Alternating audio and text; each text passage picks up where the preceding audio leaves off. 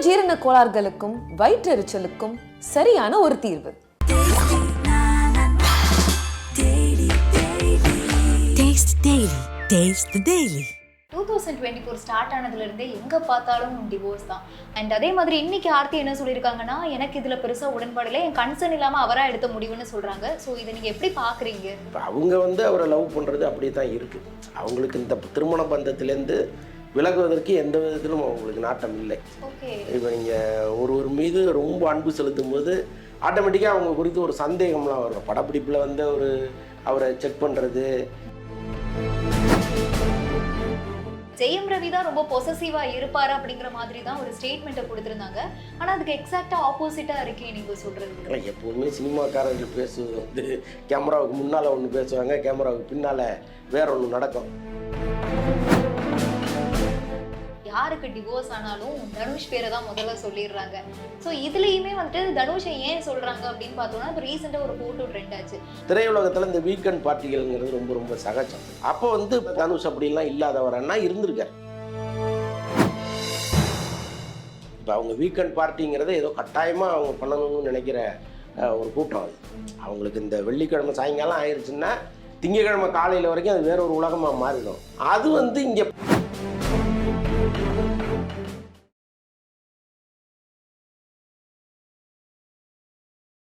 Welcome back to touring cinemas. பொதுவாகவே சினிமாவை பொறுத்த வரைக்கும் இந்த விஷயங்கள்லாம் நடக்காதுன்னு நம்ம நினச்சிருப்போம். ஆனால் அதெல்லாம் நடக்கும். அது அன்றே கணித்தார் ஒருத்தர் அப்படிங்கிற மாதிரி நிறைய விஷயங்களை இவர் சொல்லி நம்ம கேள்விப்பட்டிருப்போம். ஸோ இன்னைக்கு நம்ம கூட சினிமா ரிப்போர்ட்டர் அந்தணன் அவர்கள் தான் இருக்காங்க. ஸோ வணக்கம் சார், எப்படி இருக்கீங்க? வணக்கம். நல்லா இருக்கேன். 2024 ஸ்டார்ட் ஆனதுலேருந்தே எங்கே பார்த்தாலும் டிவோர்ஸ் தான். நம்ம க்யூட்டாக இருக்காங்க அப்படின்னு ரசித்தவங்களாம் திடீர்னு டிவோர்ஸ் பண்ணுறதை பார்க்கும்போது ரொம்பவே ஷாக்கிங்காக இருக்குது. முதல்ல ஜிவி சைந்தவி, அதுக்கு முன்னாடி தனுஷ் ஐஸ்வர்யா, இப்போ பார்த்தா ஜெயம் ரவி ஆர்த்தி. அண்ட் அதே மாதிரி இன்னைக்கு ஆர்த்தி என்ன சொல்லியிருக்காங்கன்னா, எனக்கு இதில் பெருசாக உடன்பாடு இல்லை, என் கன்சர்ன் இல்லாமல் அவராக எடுத்த முடிவுன்னு சொல்கிறாங்க. ஸோ இதை நீங்கள் எப்படி பார்க்குறீங்க? ஆக்சுவலாக நீங்கள் ஒவ்வொரு முறை இவங்க டிவோர்ஸ் தொடர்பான அவங்க விளக்கங்கள் வரும்போது பார்த்தீங்கன்னா, ரெண்டு பேரும் சேமாக ஒரே ஒரு விஷயத்த சொல்லியிருப்பாங்க. ஆக்சுவலாக லாயர் ஒரு விஷயத்தை எழுதி கொடுத்து இதை ஒரே நேரத்தில் வெளியிடுங்க அப்படின்னு சொல்லியிருப்பாங்க. ரெண்டு பேருமே ஒரே நேரத்தில் வெளியிடுவாங்க. அதுக்கு அர்த்தம் என்னென்னா, நாங்கள் பரஸ்பரம் ஒருவர் புரிந்து கொண்டு விலகிக்கிறோம் அப்படிங்கிறது தான். பட் இதில் அப்படி கிடையாது. இதில் ஜெயம் ரவி தான் நானாக இப்படி ஒரு முடிவு எடுத்திருக்கேன் அப்படின்னு ஒரு 2 நாளைக்கு முன்னாடி ஒரு அறிக்கை ஒன்று வெளியிட்டிருந்தார். பட் இன்றைக்கி அவங்க அதுக்கு நேர் மாறாக, முற்றிலும் மாறாக அவங்க ஒன்று கொடுத்துருக்குறாங்க. அதான் இப்போ அவங்க அவரை லவ் பண்ணுறது அப்படியே தான் இருக்குது. அவங்களுக்கு இந்த திருமண பந்தத்திலேருந்து விலகுவதற்கு எந்த விதத்திலும் அவங்களுக்கு நாட்டம் இல்லை. ஆனால் இவர் சில தவிர்க்க முடியாத காரணங்களால் அதை பண்ணுறதா சொல்கிறாரு. அது என்ன காரணம் அப்படின்னா, அந்த அளவு கடந்த அன்பு தான். ஓகே, இப்போ நீங்கள் ஒருவர் மீது ரொம்ப அன்பு செலுத்தும் போது ஆட்டோமேட்டிக்காக அவங்க குறித்து ஒரு சந்தேகம்லாம் வரும்ல, இவர் எங்கே போகிறாரு, எங்கே வர்றாரு அப்படின்ட்டு. அது அவங்க ஒரு கட்டத்தில் அந்த சந்தேகத்தை ரொம்ப இறுக்கி அவர் கழுத்தை நெருக்கிற அளவுக்கு அது போயிடுச்சு. ஸோ அதுதான் ரொம்ப சந்தேகப்பட ஆரம்பிச்சிட்டாங்கன்னு சொல்றீங்களா? ஆமாம், அதுதான். இப்போ படப்பிடிப்பில் அவரை செக் பண்ணுறது, திடீர்னு ஷூட்டிங் ஸ்பாட்டுக்கு நிற்கிறது. ஸோ இந்த மாதிரி சொல்லாமல் சில விஷயங்களை செய்கிறது. ஸோ இதெல்லாம் சேர்ந்து அவருக்கு ஒரு பெரிய வெறுப்பை ஏற்படுத்தியிருக்கு. அதுக்கப்புறம் இன்னொரு முக்கியமான விஷயம் என்னென்னா, முற்றிலும் இவங்க குடும்பத்திலேருந்து அவரை பிரித்து அவங்க கொண்டு போயிட்டாங்க. ஆக்சுவலாக அவர் வீட்டோடு மாப்பிள்ளையாக போயிட்டார். அங்கே போன பிறகு அவருக்கு ஏற்பட்ட மன வலி இதெல்லாம் சேர்ந்து தான் அவர் இந்த முடிவை எடுக்க வச்சிருக்கு. ஆக்சுவலாக அந்த குழந்தைகளின் எதிர்காலம் கருதி தான் இவ்வளவு நாள் அவர் அதை பெரிய அளவில் வெளியில் கொண்டு வரல. பட் இருந்தாலும் இப்போ இவங்க குடும்பத்தோடு அவர் உட்காந்து, எடிட்டர் மோகன், அப்புறம் அவங்க அண்ணன் ராஜா, இவங்களோடலாம் உட்காந்து பேசி தான் இந்த முடிவுக்கு அவர் வந்திருக்கிறாரு. ஆக்சுவலாக இப்போ பிள்ளைகள் அவங்கள நம்ம விட்டுறக்கூடாதுங்கிறதுல அவர் தெளிவாக இருக்கார். அதே மாதிரி அவங்களும் பிள்ளைகள் நம்மோட இருக்கணும் அப்படிங்கிறாங்க. ஸோ இந்த மியூச்சுவல் இது வராமல் போனதுக்கு அது ஒரு காரணம். உங்ககிட்ட இருக்கணுமா எங்கிட்ட இருக்கணுமான்னு. இப்போ ஐஸ்வர்யா தனுஷ் பிரச்சனையில் அது இல்லை. அவங்க ரெண்டு பேர்ட்டையுமே இருக்காங்க. வீடும் அடுத்தடுத்த தெருவில் இருக்குது. பட் இங்கே அந்த மாதிரி எதுவுமே இன்னும் ஒரு முடிவுக்கு அவங்க வரலை. ஸோ இந்த பிரச்சனை அப்படியே நீடிச்சுட்டே இருக்கும் போல. ஓகே, ஆனால் இதுக்கு முன்னாடி அவங்க கொடுத்த இன்டர்வியூஸ்லாம் நம்ம பார்த்தோன்னா, ஜெயம் ரவி தான் ரொம்ப பொசசிவாக இருப்பார் அப்படிங்கிற மாதிரி தான் ஒரு ஸ்டேட்மெண்ட்டை கொடுத்துருந்தாங்க.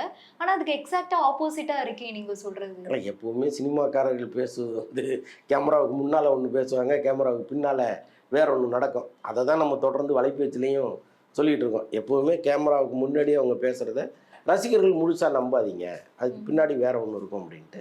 கிட்டத்தட்ட இந்த விஷயத்துலேயும் அப்படி தான் நடந்திருக்கு. இன்னொன்று இப்போ ஜெயம் ரவியும் நம்ம பெருசாக குறை சொல்ல முடியாது. ஏன்னா அவர் நேர்மையாக இருக்கிற பட்சத்தில் அவரை நீங்கள் தொடர்ந்து சந்தேகப்பட்டுகிட்டே இருக்கும்போது இப்படி ஒரு முடிவை யாராக இருந்தாலும் எடுப்பாங்க. அப்புறம் இன்னொன்று என்னென்னா, தொடர்ந்து அவங்க மாமியாருடைய நிறுவனத்திலே அவர் நடிச்சிட்டு இருக்காரு. அவரை வேற நிறுவனத்துக்கு அவங்க அனுப்பவே இல்லை. அடுத்தடுத்து கமிட் பண்ணி வச்சுருக்காங்க. அப்புறம் அந்த படம் தோல்வி அடையும் பொழுது நஷ்ட கணக்கை போய் ஜெயம் ரவிட்ட சொல்கிறது. இப்போ ஆக்சுவலாக வந்து எடிட்டர் மோகன் படம் எடுத்திருக்கிறாரு, பையனை வச்சு படம் எடுத்திருக்கிறாரு, அப்புறம் வேறு கம்பெனிகள் எடுத்திருக்காங்க. அப்போ எப்போவுமே வந்து ஒரு நடிகர்கிட்ட இந்த படம் நஷ்டங்கிற ஒரு விஷயத்தையே கொண்டு போக மாட்டாங்க. இந்த கணக்கெல்லாம் காமிக்கும்போது அவரை அறியாமல், இப்போ பொதுவாகவே நடிகர்கள் வந்து ரொம்ப தொட்டாசினிங்க மாதிரி, அவங்கள ரொம்ப சின்ன விஷயங்கள் கூட அஃபெக்ட் பண்ணிவிடும். அது முகத்தில் தெரியும். ஸ்க்ரீன் அவ்வளோ பெரிய ஸ்க்ரீனில் அந்த முகத்தை கொண்டு வந்து அவங்க என்ன தான் சிரித்தா கூட உள்ளே இருக்கிற அந்த வலி வந்து வெளில தெரியும். அப்போ என்ன பண்ணுவாங்கன்னா, மிகப்பெரிய கஷ்டங்களை அவங்கள்ட்ட கொண்டு போக மாட்டாங்க. இப்போ உன்னால் இது நடந்துருச்சு அப்படிங்கிற விஷயத்த முக்கியமாக கொண்டு போகவே மாட்டாங்க. இப்போ படங்கள் நஷ்டமானாலும் சரி, அல்லது வேறொரு தயாரிப்பாளர் வந்து இவரால் இவ்வளோ பிரச்சனைன்னு அவங்க அப்பாட்ட வந்து சொன்னால் கூட அந்த விஷயத்தை இவர்கிட்ட கொண்டு போக மாட்டார். ஆனால் இங்கே நடந்தது வேறு. இப்போ உங்களை வச்சு நான் படம் எடுத்தேன், இல்லை இவ்வளோ லாஸ் ஆகிடுச்சு, இங்கே பாருங்கள் இந்த கணக்கெல்லாம் பாருங்கன்னு சொல்லும் பொழுது அவர் ஆட்டோமேட்டிக்காக இன்னும் வந்து ஒரு கான்ஃபிடன்ஸே உடைஞ்சிரும். அந்த மாதிரி சூழல்லாம் அடிக்கடி வரும்பொழுது தான் இவர் அந்த கம்பெனியை விட்டு நம்ம வெளியில் வந்து வேறு படங்கள் பண்ணணும் அப்படின்லாம் நினைக்கிறாரு. பட் அதற்கு வாய்ப்பே இல்லாமல் ஒரு நெருக்கடியை தொடர்ந்து கொடுக்குறாங்க. ஸோ அது எல்லாமே சேர்ந்து தான் அவர் இந்த முடிவை எடுத்திருக்கிறார். ஆனால் இதை மியூச்சுவலாக பேசியிருக்கலாம் இல்லையா? ஆர்த்திக்கிட்ட இந்த விஷயங்கள்லாம் பேசியிருக்கலாம். ஆனால் இப்போ அவங்க என்ன சொல்கிறாங்கன்னா, அவரை நேரில் பார்த்து பேச ட்ரை பண்ணேன், ஆனால் என்கிட்ட பேசவே முன் வர மாட்டேங்கிறாருங்கிற மாதிரி அவங்க சொல்கிறாங்க. ஆனால் இப்போவும் காலம் கடந்து போகல. இப்போ எப்போவுமே வந்து ஒரு பிரச்சனை பேசி தீர்க்க முடியாததே இந்த உலகத்தில் கிடையாது. எவ்வளோ பெரிய பிரச்சனையாக இருந்தாலும் பேசி தீர்த்துலாம் அவங்களுக்கு அந்த அனுமதியை அவங்க கொடுக்கணும். ஆக்சுவலாக இவங்க வந்து இந்த முடிவை எடுத்து 3 மாதம் ஆச்சு. ஜெயம் ரவி வந்து இந்த முடிவை எடுத்து 3 மாதம் ஆச்சு. அதற்கப்புறம் வந்து அந்த லாயர் நோட்டீஸை அவங்க வீட்லேயே கொண்டு போய் டெலிவரி பண்ணுறாங்க. அது நடந்து 1 மாதம் ஆச்சு. இப்போ நடுவில் வந்து இவங்க பேசாமல் இருந்திருப்பாங்கன்னு நினைக்கிறீங்களா என்ன? இந்த குடும்பமும் அந்த குடும்பமும் நிச்சயமாக பேசியிருப்பாங்க. இப்போ அவங்களுக்குள்ளே பேசாமல் இருந்தால் கூட 2 பெரியவர்கள் நிச்சயமாக பேசியிருப்பாங்க. அது எப்படி சரி பண்ணணும், இதை வந்து இதை நீடிக்க விடக்கூடாது, சேர்த்து வைக்கணும்னு தானே 2 குடும்பமும் நினைக்கும். ஸோ அது நிச்சயமாக நடந்திருக்கும். ஆனால் இவர் வந்து அவங்கள்ட்ட பேசுகிறதுல ஏதோ ஒரு தயக்கம் இவருக்கு இருந்திருக்கணும்.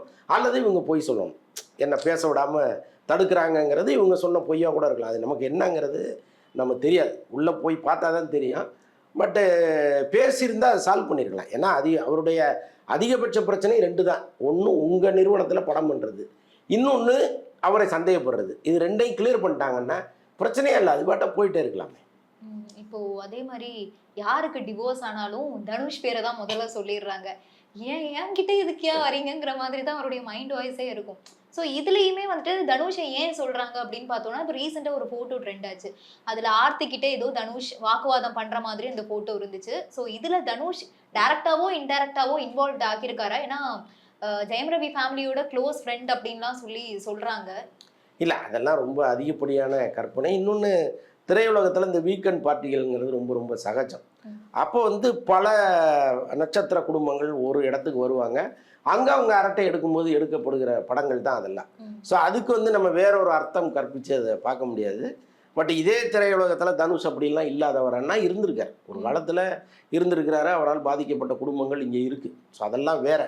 ஆனால் இன்னைக்கு இந்த ஜெயம் ரவி விஷயத்தில் தனுஷ் ஏதாவது ஒரு வகையில் இன்வால்வ் ஆகியிருக்காருன்னா 100% இல்லை.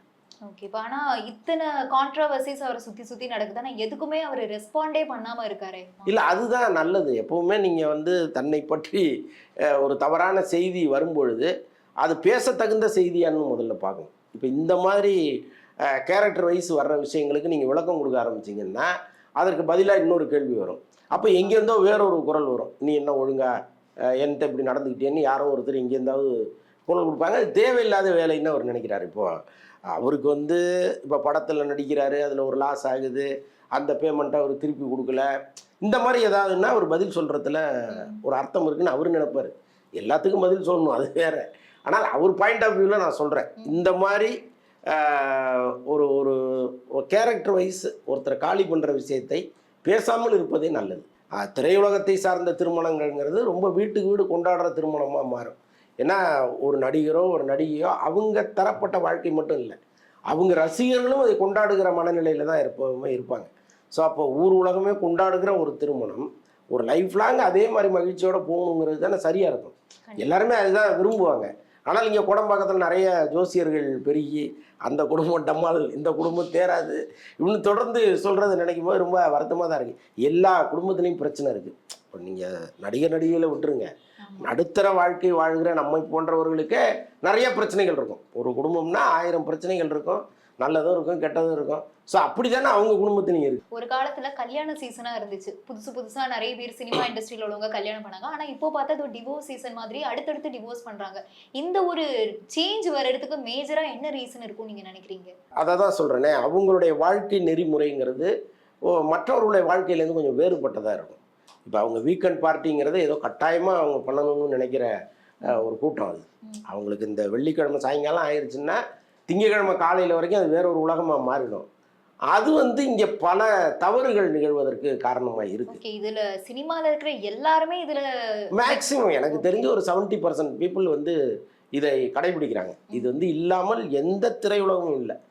நீங்கள் டோலிவுட்டு, மல்லுவுட்டு, அப்புறம் ஹாலிவுட்டு, பாலிவுட்டு எங்கே போனாலும் இது ஒரு பெரிய கலாச்சாரமாக இருக்குது.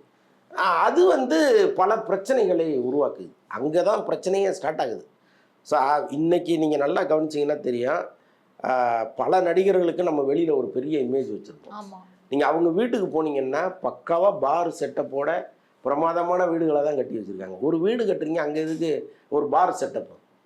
உங்களுக்கு வேணும்னா ஒரு ஸ்டார் ஹோட்டலில் போய் கொஞ்சம் குடிச்சிட்டு வரலாம். ஏன் வீட்டுக்குள்ளேயே பார் வைக்கிறீங்க? வெளியில போனா பப்ளிக் பார்ப்பாங்க, நம்மளோட இமேஜ். இல்லை, அது வேற. நீங்கள் ஒரு பாட்டில் வாங்கி வச்சுட்டு குடிக்கிறதுங்கிறது வேற, ஒரு பெரிய பாரையே வீட்டுக்குள்ளே செட் பண்ணுறதுங்கிறது வேற. அப்போ என்ன அர்த்தம்னா வீக்கெண்ட் பார்ட்டிகளை இங்கே வீட்டுக்குள்ளேயே வைக்கிறது. நீங்கள் வாங்க, ஒரு 10 பேர் வாங்க, 20 பேர் வாங்கன்ட்டு அப்படி கேலப்பாக இருக்கும்போது தவறுகள் நிகழுது. ஸோ இதெல்லாம் இங்கு நடப்பதால் தான் திரையுலகத்தில் இது அடிக்கடி நிகழுது, இந்த பிரச்சனைகள். இப்போ ஒரு 2-3 மாசத்துக்கு முன்னாடி பாடகி சுஜித்ரா தான் இந்த பார்ட்டி பத்தி ஃபர்ஸ்ட் சொன்னாங்க. அதுக்கு முன்னாடி இந்த மாதிரி நடக்குதுங்கிறது மக்களுக்கு தெரியாமலேயே இருந்திருக்கும் அப்படின்னு தான் தோணுது. இல்லை, தெரியாமலாம் இல்லை. பத்திரிகைகளில் அரசல் புரசலாக எழுதுவாங்க. ஒரு காலத்தில் ஒரு மூத்த நடிகர் தம்பதி வீடு இதற்கு ரொம்ப ஃபேமஸாக இருந்துச்சு. இன்றைக்கி அவர் ரொம்ப வயசாகிடுச்சு, அவரை சொல்லி அசிங்கப்படுத்த வேணாமேன்னு நான் பேரை சொல்லலை. அவர் வீட்டில் இந்த வீக்கெண்ட் பார்ட்டிகள் தொடர்ந்து நடக்கும். அப்போ இந்த மொத்த திரையுலகமே அங்கே போய் பெரிய கலாட்டாவாக இருக்கும். பல பிரச்சனைகள் அங்கேருந்து உருவாக்கியிருக்கு. உருவாக்குற இடமாவே அது இருந்திருக்கு. இன்னைக்கு ஒரு அறிக்கை வெளியிட்டு இருக்காங்கல்ல, இந்த அறிக்கைக்கு ஜெயம் ரவி சைட்லேருந்து ஏதாவது ரிப்ளை கொடுப்பாங்கன்னு நீங்கள் நினைக்கிறீங்களா? நிச்சயமாக கொடுக்கணும். இன்னொன்று, இதற்கு அப்புறமாவது நீ என்னம்மா சொல்ல வர்ற அப்படிங்கிறத அவர் கேட்கணும். இப்போ இவர் பொதுவெளிக்கு வந்ததுனால தான் அவங்களும் பொதுவெளியில் இந்த அறிக்கையை வெளியிடுறாங்க. இந்த அறிக்கையை நேற்று ஜெயம் ரவி வெளியிடாமல் இது வெறும் நீதிமன்றத்திலேயே நடந்துகிட்டு இருக்கு, நீதிமன்ற தகவலாக வெளியில் வருதுன்னா பிரச்சனையே கிடையாது. ஏன்னா இப்போ நிறைய ஸ்டார்ஸ் இல்லை தொழிலதிபர்கள் இந்த மாதிரி முக்கியஸ்தர்கள் நீதிமன்றத்துக்கு போவாங்க. அங்கே கோர்ட் ரிப்போர்ட்டர் இந்த மாதிரி இங்கே ஒரு விஷயம் நடக்குதுங்கிறத செய்தியாக வெளியில் கொண்டு வருவார். அது பிரச்சனை கிடையாது. ஆனால் இவரே ஒரு பக்கத்துக்கு ஒரு கடிதத்தை அனுப்பும் பொழுது இப்போ அவங்களும் பொது வழிக்கு அவங்க ஒரு பக்கம் அனுப்புகிறாங்க. இப்போ ரெண்டுமே இன்றைக்கி மீடியாவில் ரொம்ப அசிங்கப்படுற மாதிரி ஒரு சூழல் இருக்குது. இப்படி நீங்கள் சண்டை போடுறதுக்கு எங்கேயாவது ஒரு இடத்துல உட்காந்து மனம் விட்டு பேசுனா இது ஈஸியாக முடிஞ்சிருமே. அதை அவங்க செய்யணும், இதற்கப்புறமாவும் செய்யணும். இப்போ வீக்கெண்ட் பார்ட்டி இதில் நடக்கக்கூடிய ஒரு சில தப்புக்கள்னால தான் மேக்ஸிமம் டிவோர்ஸ் ஆகுதுன்னு சொல்லியிருந்தீங்க.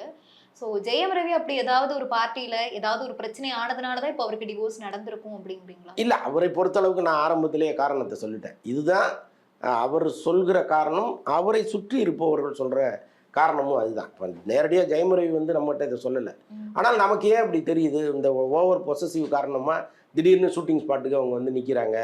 நள்ளிரவில் ஒரு தங்கி இருக்கிற ரூம் கதவை தட்டினா திறந்து பார்த்தா இவங்க நிற்கிறாங்க.